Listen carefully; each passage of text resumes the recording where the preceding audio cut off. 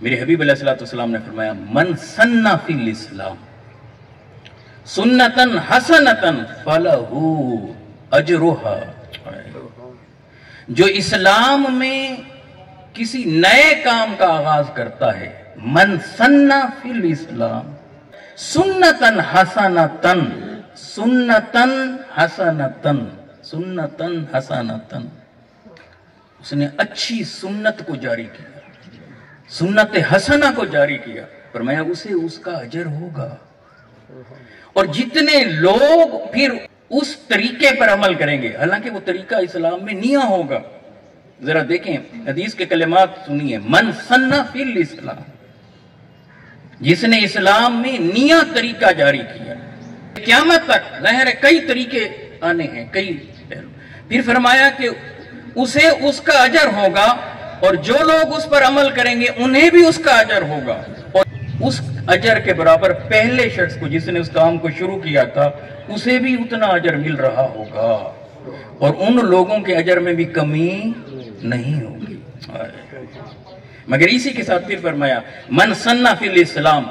سنتن سیئۃ، اور جس نے اسلام میں کسی برے کام کا آغاز کیا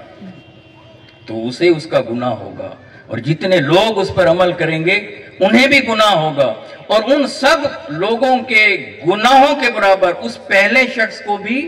گناہ ہوگا۔ یہ کون سی ایسی چیزیں ہیں؟ مثلا نبی اکرم صلی اللہ علیہ وآلہ وسلم کے مبارک دور میں سیاہ ستہ نہیں تھی،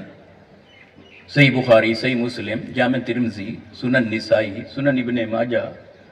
یہ جو کتب ہیں ہماری، یہ نہیں لکھی گئی تھی، مگر یہ بعد میں لکھی گئی۔ یہ اچھا طریقہ تھا،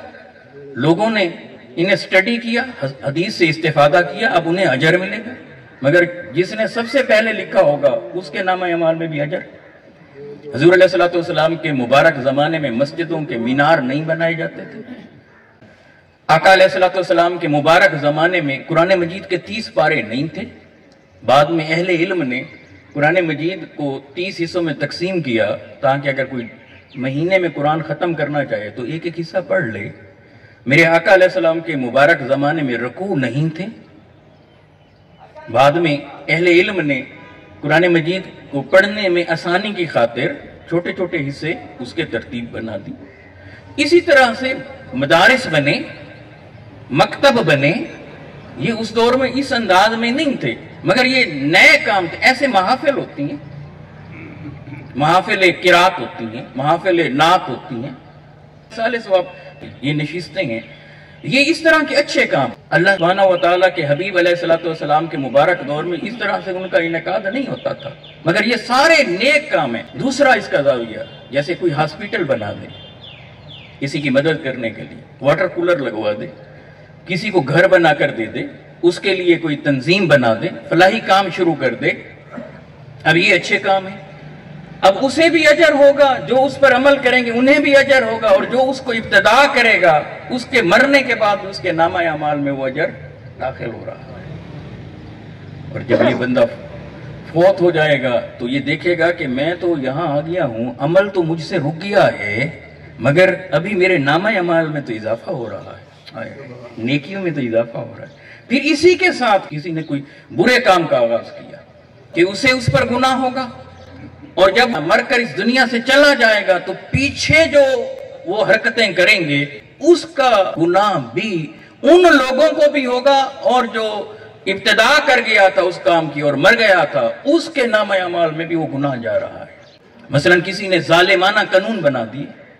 قانون بنانے والا ہوگا اسے بھی گناہ ہونا ہے، بعد کے لوگوں نے بھی اس قانون پر عمل کرنا ہے، مگر یہ مر چکا ہوگا جو لوگ ان ظالمانہ قوانین پر عمل کرا رہے ہوں گے تو انہیں بھی گناہ ہو رہا ہوگا، اور اس شخص کے نامہ اعمال میں مرنے کے بعد بھی گناہوں میں اضافہ ہو رہا ہوگا۔ کتنی بدقسمتی ہے کہ اللہ سبحانہ وتعالیٰ نے اتنی نعمتیں ہمیں دی ہیں، ہوا دی ہے، پانی دی، سورج کی نعمت ہمیں دی، روشنی دی، آج سورج کی شعاؤں سے حاصل ہونے والی انرجی، اس پر بھی یہ سوچا جا رہا ہے کہ اس قوم پر ٹیکس لگا دیا جائے، سولر انرجی پر بھی ٹیکس لگانے کا کتنے ظلم کی بات ہے۔ میرے رب نے تو ہر ایک کو، کوئی اسے مانتا تھا یا نہیں مانتا تھا، اس تک جو اس روشنی کو پہنچایا، مگر آج کے دور ایسے بدبخت بھی پیدا ہو رہے ہیں جو یہ سوچنے لگ جاتے ہیں اپنے اللے تللوں کو نہیں ختم کریں گے، پانی پر بھی کل کو یہ ٹیکس لگا دیں گے، ایسے بدبخت، کل کو یہ سانس لینے پر بھی کہیں ٹیکس نہ لگا دیں، تو یہ ایسے ظالمانہ کام جو کر کر چلے گا اسے اس وقت بھی گناہ ہوگا، مرنے کے بعد جو پیچھے پھر ان قوانین پر عمل درآمد کرائیں گے انہیں بھی گناہ، اور پھر ان سب کے برابر پہلے بندے کو بھی۔ بالخصوص ینگسٹر سے کہنا چاہتا ہوں، سوشل میڈیا کا دور ہے، آپ منفی چیز اس کے قریب نہ جائیں۔ اگر کسی نے کوئی ویڈیو بنائی، بری ویڈیو ہے، بے حیائی کا عنصر اس میں پایا جاتا ہے، یا کسی کی عزت کی دھجیاں اڑانے کا معاملہ ہے، تو اب یاد رکھیں کہ جس نے اس کام کا آغاز کیا ہے پہلے وہ بنائیے، اسے تو گناہ ہوگا ہی۔ جب وہ مرے گا، مرنے کے بعد بھی پیچھے جتنے لوگ آگے اسے فارورڈ کرتے رہیں گے انہیں بھی گناہ ہوگا، اور ان سب کے گناہوں کے برابر پہلے بندے کے حصے میں بھی وہ گناہ جا رہا۔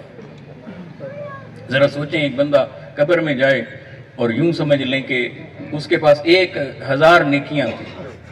اور گناہ اس کے 990 تھے، تو بڑا آسودہ ہو گیا۔ مگر کچھ وقت گزرا، جو 990 گناہ تھے ان میں کوئی ایسی بے حیائی پھیلانے والی کوئی ویڈیو تھی، تو پیچھے کسی نے دیکھا، ایک بار دیکھا تو وہ 990 گناہ تھے، وہ 991 ہو گئے۔ کسی نے دوبارہ دیکھا، پھر وہ 992 ہو گئے، پھر دیکھا 993 ہو گئے۔ اللہ حضل قیاس دیکھتا چلا گیا، اب ادھر 1000 نیکیاں تھیں، ادھر اب 1000 گناہ ہو گئے،